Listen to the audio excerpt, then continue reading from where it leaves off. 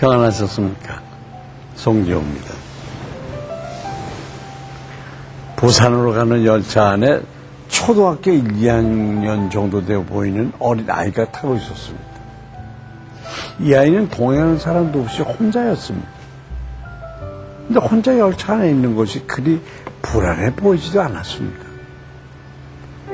뭐가 이렇게 즐거운지 창밖을 내다보면서 싱글벙글 웃는 것이었습니다. 또 이 아이는 특이한 행동을 보였는데요. 기차가 정거장에 설 때마다 밖으로 뛰어나갔다가 출발하기 전에 다시 자리로 돌아오는 것이었습니다. 이걸 지켜보던 한 사람이 아이에게 물어봤습니다.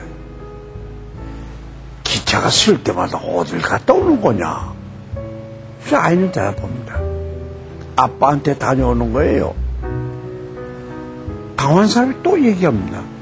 아빠? 아빠가 어디 있는데? 그래서 아이가 대답합니다.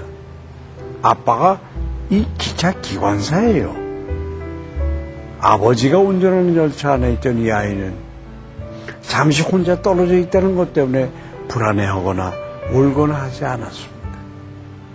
우리도 이와 마찬가지 아닐까요? 아무리 절박한 상황에 있더라도 우리가 잊지 말아야 할 것은 바로 온 세상을 운행하시는 분이 바로 우리 아버지라는 사실입니다. 절망과 두려움에 있는 우리에게 날마다 새로운 힘과 담대함을 주시는 하나님. 그 하나님을 이 시간 함께 만나보십시다.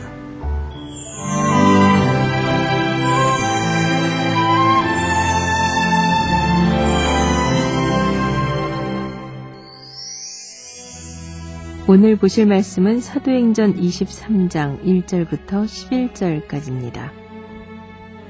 바울이 공회를 주목하여 이르되 여러분 형제들아 오늘까지 나는 범사의 양심을 따라 하나님을 섬겼노라 하거늘 대제사장 아나니아가 바울 곁에 서 있는 사람들에게 그 입을 치라 명하니 바울이 이르되 회칠한 담이여 하나님이 너를 치시리로다. 내가 나를 율법대로 심판한다고 앉아서 율법을 어기고 나를 치라 하느냐 하니 곁에 선 사람들이 말하되 하나님의 대제사장을 네가 욕하느냐.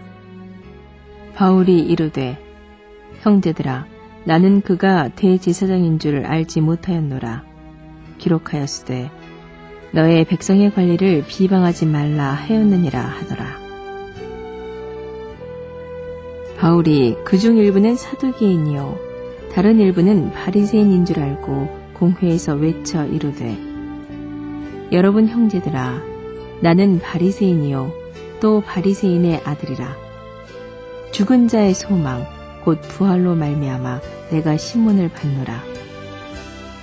그 말을 한즉 바리새인과 사두개인 사이에 다툼이 생겨 무리가 나누어지니 이는 사두개인은 부활도 없고 천사도 없고 영도 없다 하고 바리새인은 다 있다 하니라. 크게 떠들세 바리새인 편에서 몇 서기관이 일어나 다투어 이르되 우리가 이 사람을 보니 악한 것이 없도다. 혹 영이나 혹 천사가 그에게 말하였으면 어찌 하겠느냐 하여 큰 분쟁이 생기니 천부장은 바울이 그들에게 찢겨질까 하여 군인을 명하여 내려가 무리 가운데서 빼앗아 가지고 영내로 들어가라 하니라. 그날 밤에 주께서 바울 곁에 서서 이르시되 담대하라. 내가 예루살렘에서 나의 일을 증언한 것 같이 로마에서도 증언하여야 하리라 하시니라. 천부장의 소집으로 급하게 사내들인 공회가 열렸습니다. 여기에서 바울은 자신은 양심을 따라 하나님을 섬겼다고 진술합니다. 이것은 율법을 범했다는 고발에 대해서 자신의 무죄함을 밝히는 것입니다. 그러자 흥분한 대제사장 아나니아는 바울의 입술을 치라고 명했습니다. 그러나 판결이 내려지기도 전에 폭행을 가하는 것은 율법을 범하는 행위입니다. 바울은 율법대로 판단해야 할 자가 율법을 어기는 것을 보고 회칠한 담이여 하나님이 너를 치시리로다 라고 책망했습니다. 회칠한 담이란 것은 겉으로는 멀쩡하지만 속은 썩고 부식되어 곧 무너질 담을 말하는 것입니다. 잔인함과 탐욕으로 유명했던 아나니아 대제사장은 바울의 예언대로 결국 AD 66년 동족에게 살해당하고 맙니다. 한편 바울은 그가 대제사장임을 알게 되자 자신의 행동이 율법을 범한 것임을 인정하고 사과합니다. 바울이 대제사장을 알아보지 못한 이유는 이날 의회가 천부장에 의해서 급하게 소집된 비공식 모임이었기에 대제사장이 복장을 제대로 갖추지 않았기 때문으로 생각됩니다. 말씀의 잣대로 다른 사람을 판단하면서 정작 자신도 그대로 살지 않는 모습이 우리에게도 있지 않습니까? 자신의 잘못에 대해서 솔직히 시인하고 사과하는 바울의 모습을 닮아야 하겠습니다. 한편 바울의 한마디에 사내들인 공회는 둘로 갈라져 격하게 다투기 시작했습니다. 바울이 자신이 바리새인임을 밝히며 부활에 대한 도를 전했기에 이런 고난을 받는다고 얘기한 것입니다. 부활이 있느냐 없느냐 하는 것은 바리새파와 사두개파 사이에 오랜 논쟁거리였습니다. 부활을 믿는 바리새파와 믿지 않는 사두개파는 이를 두고 목숨을 건 투쟁을 해왔던 것입니다.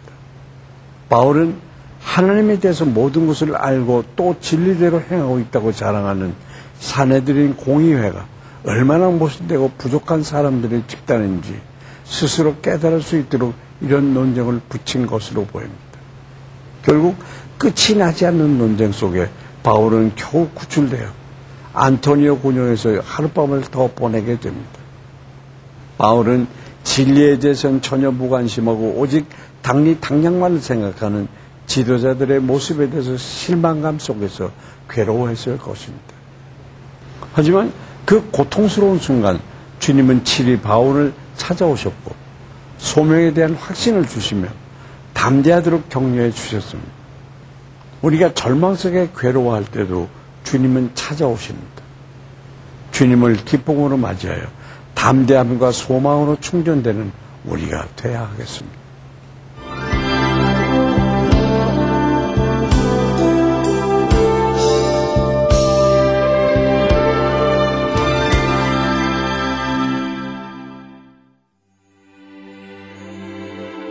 우리의 연약함을 아시는 하나님 아버지, 오늘도 말씀을 통해 새로운 은혜 부어주심에 감사드립니다. 살면서 어려움에 부딪힐 때마다 우리는 절망에 빠져 호족되곤 합니다. 우리에게 은혜를 주시고자 주님께서 다가오셔도 알아채지 못하고 자신의 문제에만 갇혀 있습니다. 주님, 우리의 눈을 열어주사 주님을 바라보게 하시고 주님께서 주신 은혜를 받아 회복될 힘을 얻게 해 주시옵소서. 오직 주님만 의지하여 주님께서 주신 힘으로 오늘 하루도 힘껏 살아가기를 원하오니 은혜 내려 주시옵소서. 예수 그리스도의 이름으로 기도합니다. 아멘.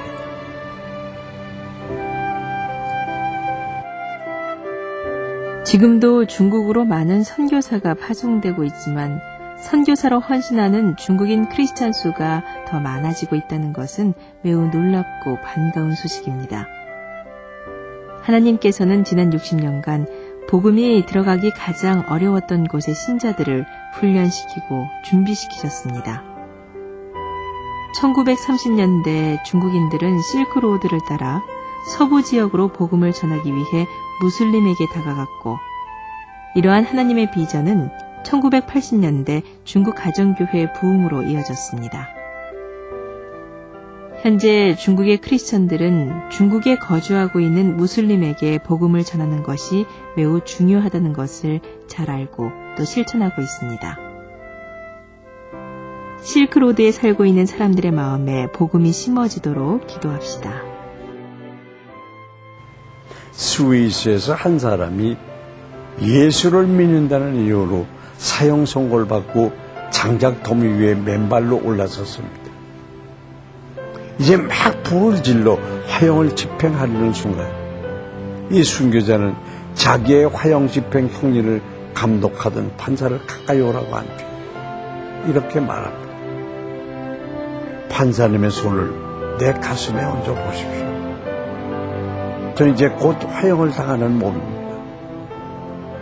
만약 저의 심장이 평상시보다 조금이라도 빠르게 뛴다면 저의 종교를 믿지 마시고 저의 하나님을 부인하셔도 좋습니다.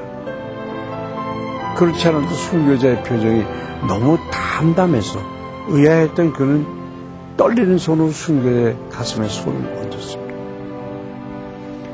그 순교자의 가슴은 화형을 기다리는 사람이 아니라 침대에 잠자러 가는 사람처럼 고요하기만 했습니다.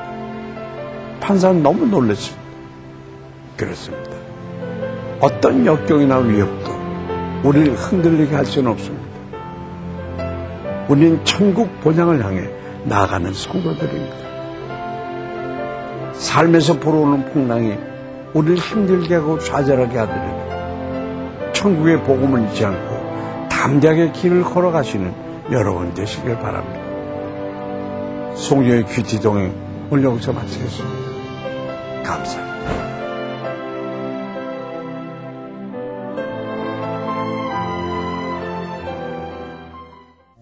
이 프로그램에는 GTM에서 큐티 교재 GT를, 책으로 만나는 성지 순례 답사기 바이블 루트를, 수아영에서 기초 화장품을 협찬해 주셨습니다.